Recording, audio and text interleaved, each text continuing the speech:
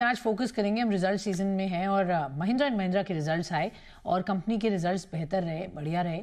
चार बड़े SUV launch के साथ इनफैक्ट कंपनी इस वक्त एसयूवी में मार्केट लीडर भी बन चुकी है भारत में। और ओवरऑल अगर नंबर्स की बात करें मार्च तिमाही के, तो वहाँ पर कंपनी का मुनाफा करीब करीब 1250 करोड़ रुपए बढ़ा है, 22% बढ़ा है। और यहाँ पर 1549 करोड़ रुपए रहा। अगर हम मार्जिन की बात करें तो 11.2% से सुधरकर 12.4% आया। तो अच्छे नंबर्स हैं ओवरऑल। नंबर्स को कहाँ से मिला सपोर्ट, आगे की कंपनी के क्या एक्सपेंशन प्लान्स, ये जानने के लिए चलते हैं कंपनी के ग्रुप सीएफओ मनोज भट्ट हमारे साथ शो में जुड़ रहे हैं। सर बहुत बहुत स्वागत है आपका। सबसे पहले तो आपके नंबर्स पर मैं ये जानना चाहूँगी, जो रेवेन्यू अबव एस्टिमेट्स आया, ओवरऑल नंबर्स बहुत स्ट्रॉन्ग दिख रहे हैं, मार्जिन आपके बेहतर हुए हैं पहले से, कहाँ से सपोर्ट मिला और आगे किस तरीके का आउटलुक लग रहा है पूरे साल के लिए? Thank you for having me on the show. अगर आप रेवेन्यू देखें तो पहले तो सारे सेक्टर जो है, हमारे सारे बिजनेसेस ने काफी स्ट्रांग परफॉर्मेंस दी है। बट खासकर ऑटो के बारे में बात करें तो आप देखिए कि अगर हमारी बैकलॉग जो है आज के दिन में 292,000 की बैकलॉग है, 2,90,000 के ऊपर की बैकलॉग है और वो बड़ी है ड्यूरिंग द क्वार्टर। तो इसका मतलब है जो डिमांड ट्रेंड है काफी स्ट्रांग है। और ये जो है हमारे प्रोडक्ट लॉन्चेस थे उसके वजह से हुए हैं, जो 5 प्रोडक्ट्स है, पांचों के पांचों बहुत अच्छी तरह से कस्टमर रिस्पॉन्स आया है। तो वो काफी बड़ा ड्राइवर रहा है रेवेन्यू ग्रोथ का। अगर हम फार्म की तरफ देखें तो फार्म भी बहुत स्टेडी ग्रोथ है, 20+% ग्रोथ है, तो वो भी अच्छा कर रहा है। And then all the other businesses अगर देखें, अगर हॉलीडेज देखें तो हमारी जो ऑक्यूपेंसी है वो 84% के ऊपर है। तो सारी तरह से सारे सेक्टर में हम देख रहे हैं कि काफी स्ट्रॉन्ग डिमांड ट्रेंड्स है। और ये हमें लग रहा है कि काफी स्ट्रॉन्ग रहेगी आगे भी जाके। ओके, तो मोमेंटम कंटिन्यू रहेगा, डिमांड स्ट्रांग है, सभी सेगमेंट्स में एक ब्रॉड बेस्ड ग्रोथ देख रहे हैं। मार्जिन्स पर जो इंप्रूवमेंट आया है, क्या वो सस्टेनेबल है? किस तरीके का मार्जिन आउटलुक है गोइंग फॉरवर्ड? पहले तो मैं जो हिस्टोरिकल मार्जिन मूवमेंट है उसको एक्सप्लेन करता हूँ कि जो देखे अगर लास्ट 1 ईयर में जो हमें ऑपरेटिंग लेवरेज मिली है, because volumes have gone up और ऊपर से commodity prices have been relatively stable, कि वो ज्यादा बढ़ी नहीं है। तो अगर उसको देखें तो जो मार्जिन इंप्रूवमेंट है वो fix cost focus, commodity cost जो है वो बिनाइन रही है और ऑपरेटिंग लेवरेज, तीनों के वजह से मार्जिन ऊपर गई है। अगर आगे देखें तो सबसे बड़ा जो फैक्टर है जो किसी को पता नहीं है, इट सीम्स कि कमोडिटी प्राइसेस पे काफी डिपेंडेंट होगा। That is the single largest factor for margin, सबसे बड़ा फैक्टर वही है मार्जिन पे। और अगर मूविंग पीसेस देखें तो हमारे जो आइस बिजनेस है, जो कंबशन इंजन बिजनेस है, उसमें हम देख रहे हैं कि जो मार्जिन लीवर्स है, जैसे हमारे मॉडल्स रिलीज होते हैं उसके बाद हम उस पर रीवर्क करते हैं, री इंजीनियरिंग करते हैं, उसके वजह से मार्जिन बढ़ती है। बट जो ईवी बिजनेस है वो स्टार्टिंग फेज में है, तो उसमें मार्जिन थोड़ा कम रहेगा हमारे नॉर्मल बिजनेस के मुकाबले। बट तो मैं डायरेक्टली आंसर नहीं कर सकता because it depends a lot on commodity prices. Okay, of course commodity prices पर डेफिनेटली हम निर्भर करेगा। लेकिन सर डेफिनेटली आपकी बहुत बढ़िया प्रदर्शन रही एसयूवी स्पेस में। इनफैक्ट अगर नंबर्स देख रहे हैं तो आपका नंबर 1 स्पॉट है इन द एसयूवी सेगमेंट।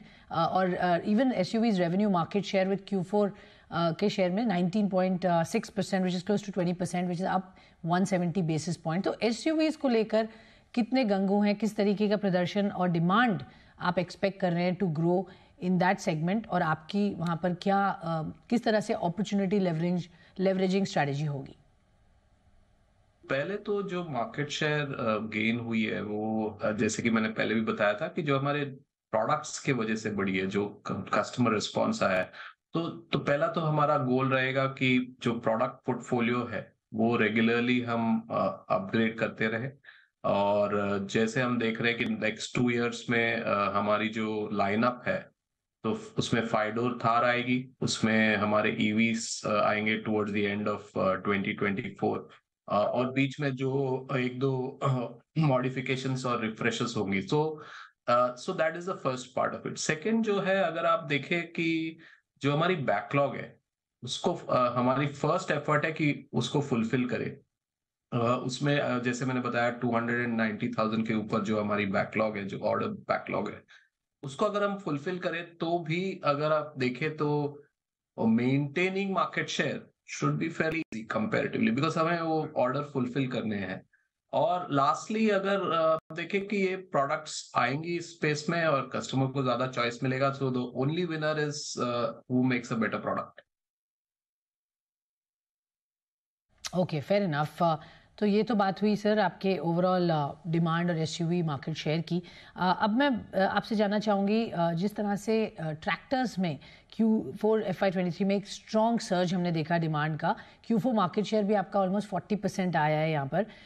इस सेगमेंट में किस तरीके की ग्रोथ हम एक्सपेक्ट करेंगे गोइंग फॉरवर्ड? ट्रैक्टर देखें तो काफी मार्केट लीडर पोजीशन है हमारी, और उसमें भी हमने अपनी पोजीशन थोड़ी स्ट्रांग की है during the course of the year. तो उसमें दो तीन चीजें करने वाले हैं। एक तो जो स्वराज की जो रिफ्रेश रेंज आई है वो अभी जस्ट लॉन्च हुई है, सो स्वराज ब्रांड में।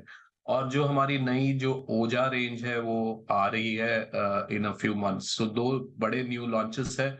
इसके वजह से जो मार्केट में थोड़ी एक्साइटमेंट होगी और उसमें से थोड़े हमको बेनिफिट मिलने की उम्मीद है। और दूसरा जो मैं बोल देख रहा हूँ कि जो ट्रैक्टर डिमांड है वो it is kind of configured कि लार्जर प्लेयर्स के लिए एडवांटेज होता है, बिकॉज रीच भी है और ब्रांड क्रेडिबिलिटी है। तो I think combining both of these things we feel कि जो ट्रैक्टर साइकिल है, while there will be uncertainties over a longer period of time, tractor cycle will continue to remain strong. सो अगर हम इस वक्त rural demand recovery की point of view से देखें तो ट्रैक्टर ऑब्वियसली सेल्स उस पर डिपेंड करती है। तो रीसेंट मॉनसून प्रिडिक्शन के बेसिस पर आपने क्या आगे एस्टिमेट्स किए हैं, किस तरीके का अनुमान है, वहां पर प्रदर्शन कैसा रहेगा? तो अगर देखें तो दो तीन फैक्टर है। एक तो जो मॉनसून की जो फोरकास्ट आई थी, जो आईएमडी ने बताया कि नॉर्मल रहेगी, तो जो उसमें काफी डिस्कशन हो चुकी है कि एल नीनो का क्या क्या इफेक्ट होगा। पर अगर आप हिस्टोरिकली जाए और एल नीनो और रेनफॉल को मैप करें, आई थिंक द कोरिलेशन इतनी स्ट्रांग नहीं है, इतना स्ट्रांग रिलेशनशिप है नहीं। दूसरा तो अगर हम देखें कि अदर मेट्रिक्स जो रूरल इंडिया है काफी चेंज हुआ है in terms of reservoir levels, in terms of availability of irrigation, तो वो काफी इंप्रूव हुई है। सो दैट द मॉनसून जो फ्लक्चुएशन थी, it does not impact that much in terms of reality, but जो सेंटिमेंट है वो थोड़ी इम्पैक्ट हो सकती है। बेसिस ऑल दिस हमें लगता है कि लो सिंगल डिजिट ग्रोथ आएगी ट्रैक्टर्स में in going into the year, but that something हमें देखना पड़ेगा मॉनसून कैसे जाएगा, and then we'll take a stronger call on that. Okay, fair enough. तो वो देखा जाएगा किस तरह से मॉनसून पैन आउट होता है, but initial indications are all right. International business sir, इसमें किस तरीके का ट्रेंड और ट्रैक्शन देख रहे हैं because of global uncertainty, volatility, कुछ मार्केट्स में जो कंसर्न्स है उसका असर आप कितना अपने बिजनेस पर देख रहे हैं? फॉर FY24 क्या टारगेट्स हैं एक्सपोर्ट्स या इंटरनेशनल बिजनेस को लेकर? आज के डेट में हमारी जो की फोकस मार्केट्स है, जैसे ब्राजील हुआ, जैसे यूएस हुआ, वहां पर आई थिंक डिफरेंट ट्रेंड्स देखी जा रही है। जैसे Brazil market is very very strong, हमारी काफी ग्रोथ हो चुकी है, हमारे मार्केट शेयर कुछ 6% पहुंच गया है in a very short period of time. But the broader strategy जो है, जो हमारी प्रोडक्ट रेंज है, जो ओजा रेंज है, वो ग्लोबल रेंज है, और उसको हम टारगेट कर रहे हैं कि जैसे आसियान मार्केट है, जैसे अफ्रीकन मार्केट्स है। तो बट आज के डेट में it's a much smaller share of revenue, so उसमें इम्पैक्ट होने में थोड़ा टाइम लगेगा, but that's the long term plan की international market should grow quite.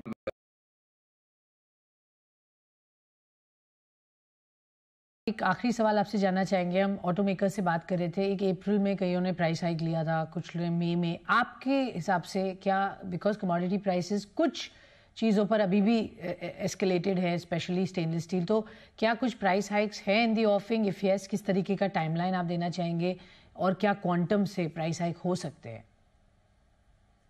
Last 3 years की कमोडिटी हाइक कॉस्ट हाइक्स देखे और जो हमारी रिकवरीज देखे, वो अभी तक आई थिंक रिकवरी शॉर्ट है।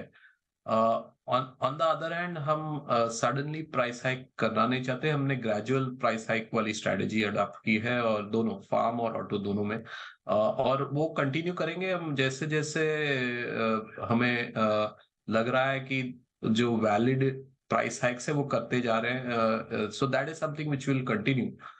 The margin recovery because of that will happen over a period of time.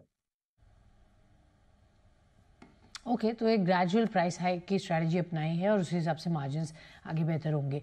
बहुत बहुत धन्यवाद, आपने हमसे डिस्कस किए रिजल्ट्स और आगे क्या है आउटलुक, इस पर भी चर्चा की। तो ये थे महिंद्रा एंड महिंद्रा के ग्रुप सीएफओ से बातचीत करते हुए।